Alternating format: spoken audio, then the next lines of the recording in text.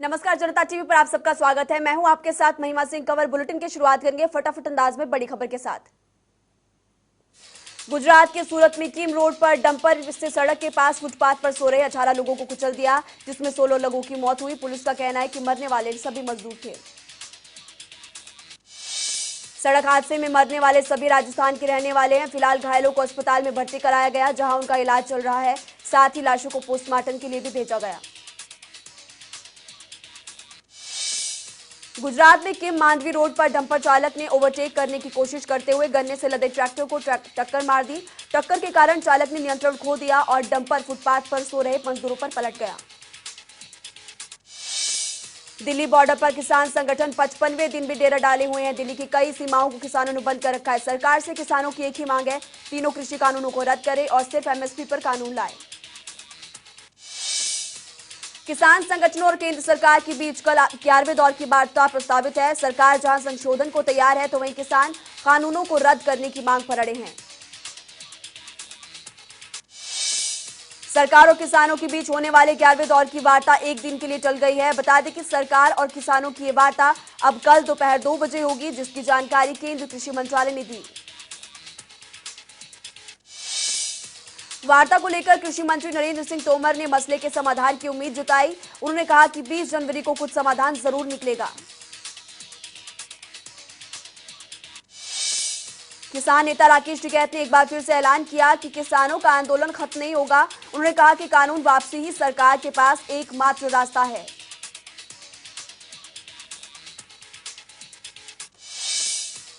राकेश टिकैत ने कहा कि किसान सुप्रीम कोर्ट नहीं गए हैं, इसलिए किसान संगठन सुप्रीम कोर्ट की बनाई कमेटी के सामने पेश नहीं होंगे। उन्होंने फिर कहा कि जब तक कानून वापसी नहीं, तब तक घर वापसी नहीं। दिल्ली में वैक्सीनेशन के पहले दिन लोगों को सरकार की ओर से बनाई गई कोविन ऐप में काफी ज्यादा परेशानियां झेलनी पड़ी। बहुत से लोगों को टीकाकरण के वक्त का मैसेज नहीं मिला। दिल्ली समेत पूरा उत्तर भारत ठंड से कांप रहा है। उत्तर भारत का तापमान सामान्य से करीब 4 डिग्री नीचे चल रहा है और राजधानी दिल्ली में यह गिरकर 3 डिग्री तक पहुंच चुका है। मौसम विभाग के अनुसार दिल्ली में कोहरे से राहत मिलने के आसार है, लेकिन इसके साथ ही उत्तर पश्चिम से ठंडी हवाएं भी उत्तर भारत में दस्तक देंगी, जिसके चलते रात का तापमान और नीचे जाएगा। मौसम विभाग ने अलर्ट किया है कि अगले 3 से 4 दिनों में दिल्ली का न्यूनतम तापमान 3 डिग्री तक जा सकता है। पिछले कई दिन से दिल्ली एनसीआर में कोहरे का कोहराम लगातार जारी है। तेल कंपनियों ने डीजल और पेट्रोल के दाम में 25-25 पैसे प्रति लीटर की बढ़त कर दी है। वहीं राजधानी दिल्ली में पेट्रोल का दाम 85 रुपए से ज्यादा हो चुका है। केंद्रीय पेट्रोलियम मंत्री धर्मेंद्र प्रधान ने संकेत दिया कि ऐसा करना तेल कंपनियों की मजबूरी है। राजधानी दिल्ली में पेट्रोल 85.20 रुपए और डीजल 75.38 रुपए लीटर हो गया है, तो वहीं मुंबई में पेट्रोल 51.80 रुपए और डीजल 82.13 रुपए प्रति लीटर मिल रहा है। कोरोना वायरस महामारी के खिलाफ देश में सबसे बड़ी जंग जारी है। कोरोना वैक्सीनेशन को 3 दिन हो गए और अब तक लाखों लोगों को टीका लग चुका है। राजधानी दिल्ली में कोरोना वैक्सीन के साइड इफेक्ट के 580 मामले सामने आए। वहीं 3 शख्स को अस्पताल में भर्ती करना पड़ा, जिसकी जानकारी केंद्रीय स्वास्थ्य मंत्रालय की ओर से दी गई। 16 जनवरी को टीकाकरण शुरू होने के बाद साइड इफेक्ट असर के अब तक 580 मामले आ चुके हैं। दिल्ली में 3 लोगों को अस्पताल में भर्ती कराया गया, जिनमें से 2 को छुट्टी मिल चुकी है और 1 को मैक्स अस्पताल पटपड़गंज में निगरानी में रखा गया।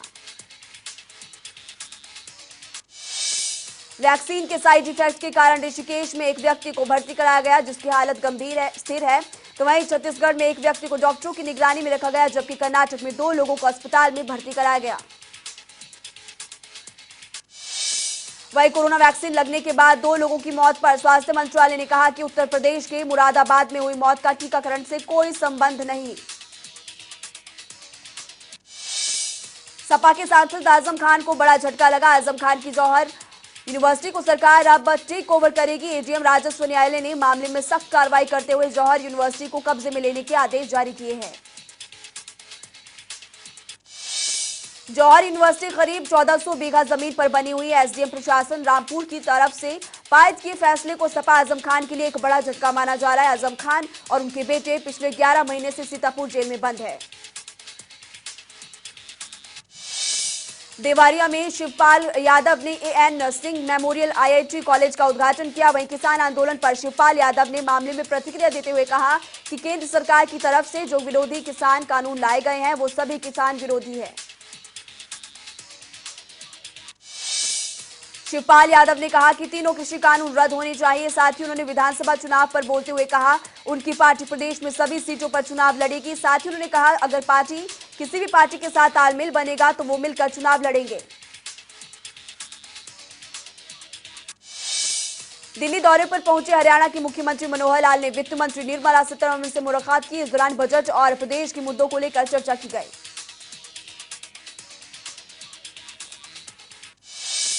बैठक के बाद मीडिया से बातचीत में सीएम मनोहर लाल ने कहा कि 4 विभागों के लिए वित्त मंत्री से 5000 करोड़ रुपए की मांग की। उन्होंने कहा कि कोविड के कारण अनपेक्षित खर्चा हुआ और ग्रामीण इलाकों के पैसों की मांग की गई है।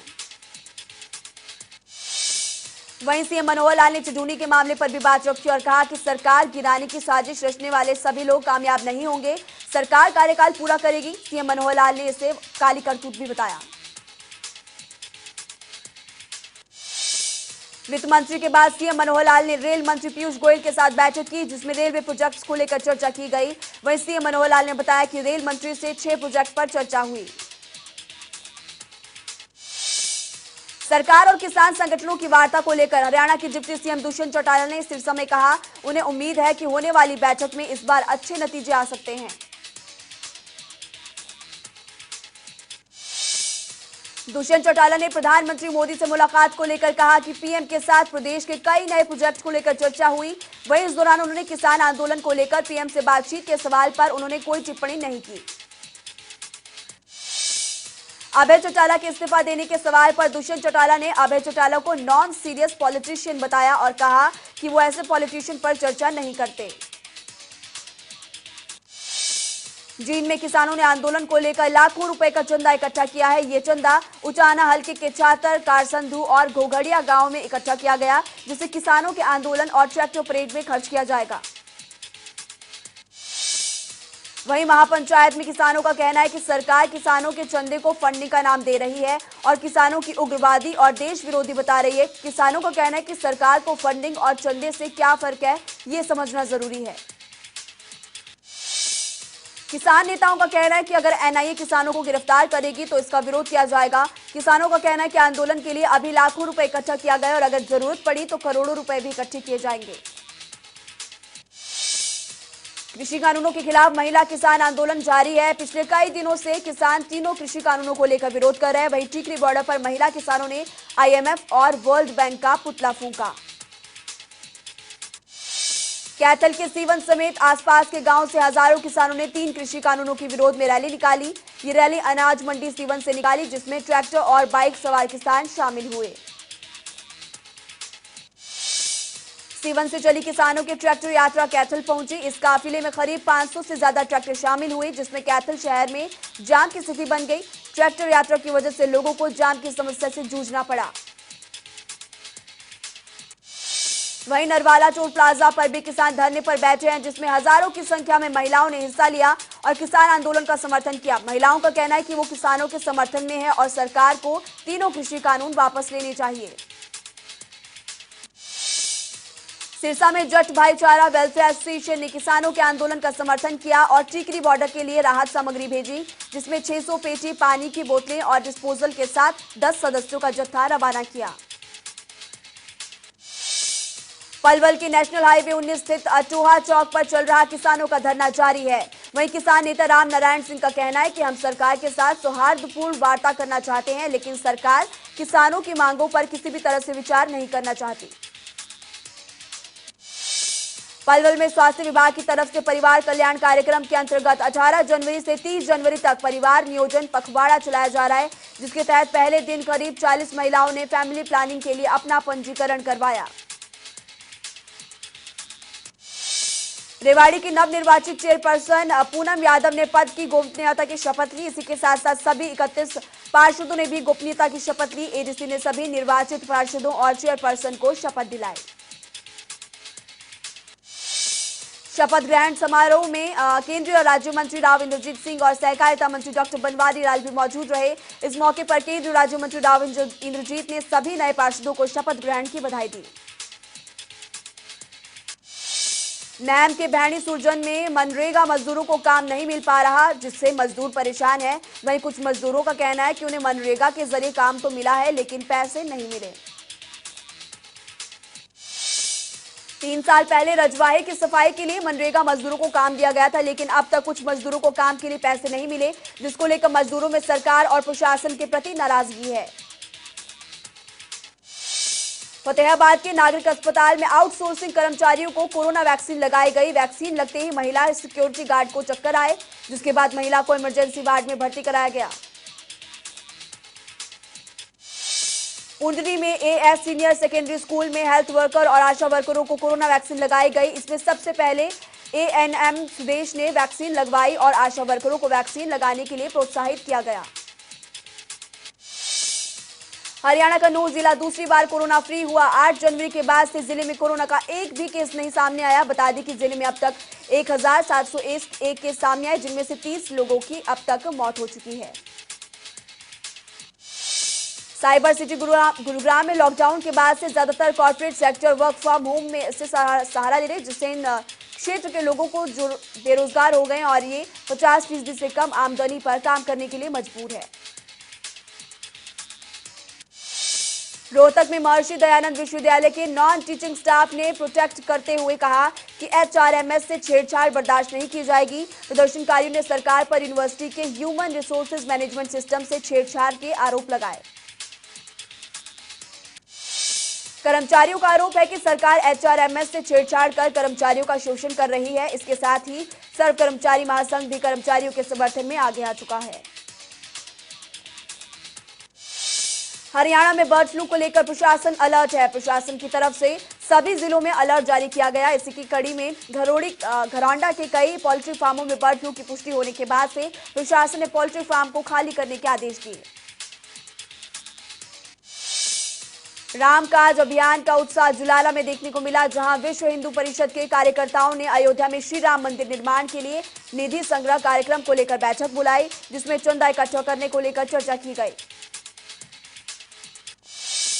ग्राम सचिव परीक्षा का पेपर लीक होने पर पंचकुला में एनएसयूआई कार्यकर्ताओं ने एचएसएससी चेयरमैन के कार्यालय का घेराव किया। इस दौरान एनएसयूआई के कार्यकर्ताओं ने चेयरमैन के कार्यालय में घुसकर नारेबाजी की और उनके इस्तीफे की मांग की। चरखी दादरी के कातीवास गांव में नेशनल हाईवे की अधिग्रहण जमीन पर कब्जा लेने के लिए बड़ी संख्या में पुलिस बल तैनात करना पड़ा। वहीं ग्रामीणों ने भी जेसीबी और अन्य मशीनों को वापस भेज दिया।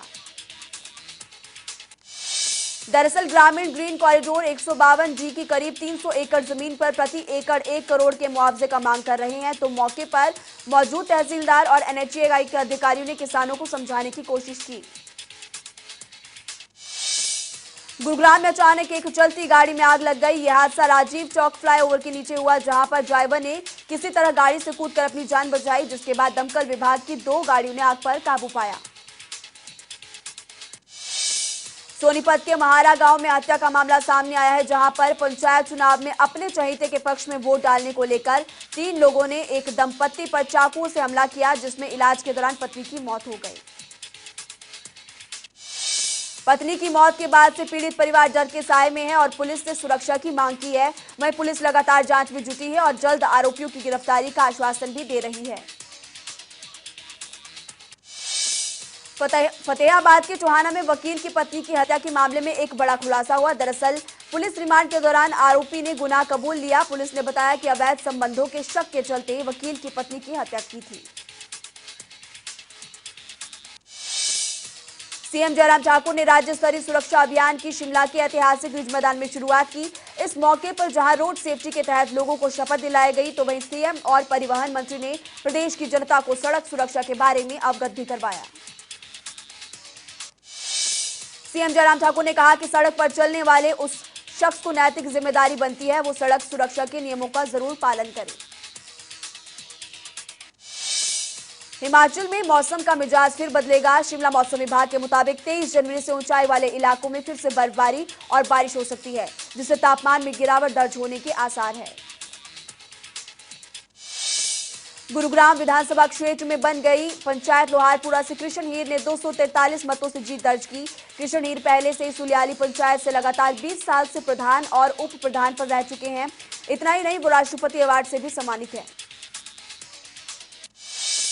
जिला बिलासपुर के परमवीर चक्र विजेता सूबेदार संजय कुमार कौन बनेगा करोड़पति में दिखेंगे। दरअसल यह एपिसोड कारगिल योद्धाओं के लिए होगा, जिसमें संजय कुमार के साथ ही सूबेदार मेजर योगेंद्र सिंह यादव भी शामिल होंगे। बताया जा रहा है कि इस एपिसोड में आर्मी बैंड की शानदार प्रस्तुति होगी। यह सीजन का अंतिम एपिसोड है, जिसे कारगिल योद्धाओं के नाम किया गया। वहीं दर्शकों में भी इस एपिसोड को लेकर खासा उत्साह देखने को मिल रहा है। विश्व भर में कोरोना के कुल मामले 9 करोड़ 59 लाख से ज्यादा हो चुके, जिनमें से 20 लाख 48 हजार से ज्यादा लोगों की मौत हुई, तो वहीं 6 करोड़ 86 लाख से ज्यादा मरीज ठीक हुए। विश्व भर में सबसे ज्यादा कोरोना के मरीज अमेरिका में है। अमेरिका में 2 करोड़ 46 लाख से ज्यादा लोग कोरोना से चपेट में आए, जिनमें से 4 लाख 8 हजार से ज्यादा लोगों की मौत हुई, तो वहीं 1 करोड़ 45 लाख 51 हजार से ज्यादा लोग ठीक हुए। ब्राजील में कोरोना मरीजों की संख्या 85 लाख 12 हजार से ज्यादा हो चुकी है, जिनमें से 2 लाख 10 हजार से ज्यादा लोगों की मौत हुई, तो वहीं 74 लाख 52 हजार से ज्यादा मरीज ठीक हुए। रूस में कोरोना संक्रमितों की कुल संख्या 35 लाख 51 हजार से ज्यादा हो चुकी है, जिनमें से अब तक 66 हजार से ज्यादा लोगों की मौत हुई, तो वहीं 39 लाख से ज्यादा लोग ठीक हुए। देश में कोरोना के 9,972 नए मामले सामने आए, जिनमें से 17,116 से ज्यादा लोग ठीक हुए, तो वहीं 24 घंटे में 137 से ज्यादा लोगों की मौत हुई। भारत में कोरोना संक्रमितों की संख्या 1 करोड़ 5 लाख 72 हजार से ज्यादा हो चुकी है। इनमें से 1 करोड़ 2 लाख 10 हजार से ज्यादा लोग ठीक हुए, तो वहीं 1 लाख 52 हजार से ज्यादा लोगों की मौत हुई। महाराष्ट्र में कोरोना का आंकड़ा 19 लाख 92 हजार से ज्यादा हो चुका है, जिनमें से 50,680 से ज्यादा लोगों की मौत हुई, तो वहीं 18 लाख 90 हजार से ज्यादा लोग ठीक हुए। राजधानी दिल्ली में 161 नए संक्रमित मामले सामने आए। इसके बाद कुल आंकड़ा 6 लाख 32,590 के पार पहुंच चुका है, जिनमें से 2,335 से ज्यादा लोगों का इलाज अभी भी जारी है। उत्तर प्रदेश में कोरोना केस 5,96,900 से ज्यादा हो चुके हैं। इनमें से 8,630 से ज्यादा लोगों की मौत हुई, तो वहीं 8,580 से ज्यादा लोग एक्टिव। गुजरात में अब तक कोरोना के 2,56,360 से ज्यादा मामले सामने आए, जिनमें से 4,365 से ज्यादा लोगों की मौत हुई, तो वहीं 6,000 से ज्यादा लोगों का इलाज अभी भी जारी। बिहार में कोरोना के मामले 2,58,880 से ज्यादा हो चुके हैं, जिनमें से 1,460 से ज्यादा लोगों की मौत हुई, तो वहीं 3,500 से ज्यादा केस अभी भी एक्टिव हैं।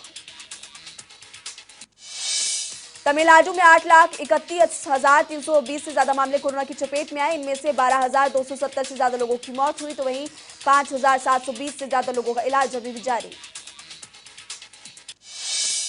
पंजाब में कोरोना संक्रमितों की संख्या 1,70,720 से ज्यादा हो चुकी है, जिनमें से 5,500 से ज्यादा लोगों की मौत हुई, जबकि 2,450 से ज्यादा लोगों का इलाज अभी भी जारी।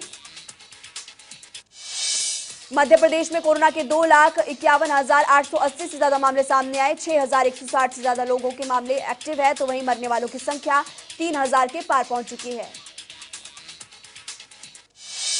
हिमाचल में कोरोना संक्रमितों की संख्या 56,975 से ज्यादा हो चुकी है। इनमें से 55,380 से ज्यादा लोग ठीक हो चुके हैं। 955 की मौत हुई, जबकि 625 से ज्यादा लोगों का इलाज अभी भी जारी। हरियाणा में कोरोना संक्रमितों का कुल आंकड़ा 2,66,420 से ज्यादा हो चुका है। इनमें से 2,61,500 से ज्यादा लोग ठीक हो चुके हैं, तो वहीं 1,900 से ज्यादा लोगों का इलाज अभी भी जारी है। 20 जनवरी को जो बाइडेन अमेरिका के राष्ट्रपति के पद की शपथ लेंगे। साथ ही भारतीय मूल की कमला हैरिस उपराष्ट्रपति पद की शपथ लेंगी, जो उपराष्ट्रपति पद पर आने वाली पहली महिला होंगी।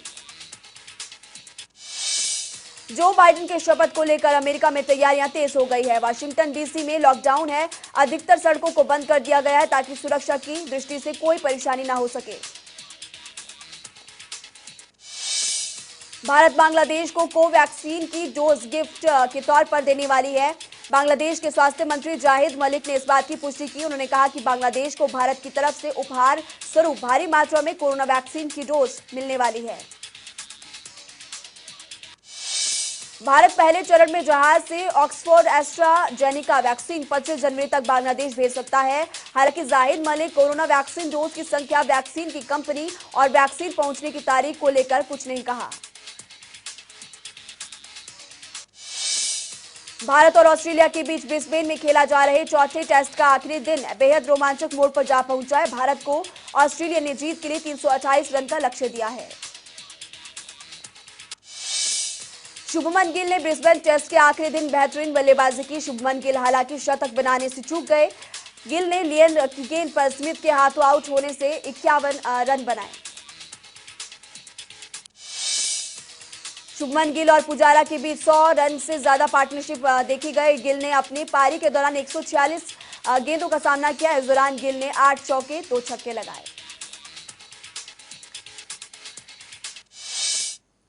खबरों में अभी के लिए फिलहाल इतना ही। वक्त हो चला एक छोटे से ब्रेक का। कहीं मत जाइएगा, देखते रहिए जनता टीवी, क्योंकि जनता टीवी आपकी ताकत।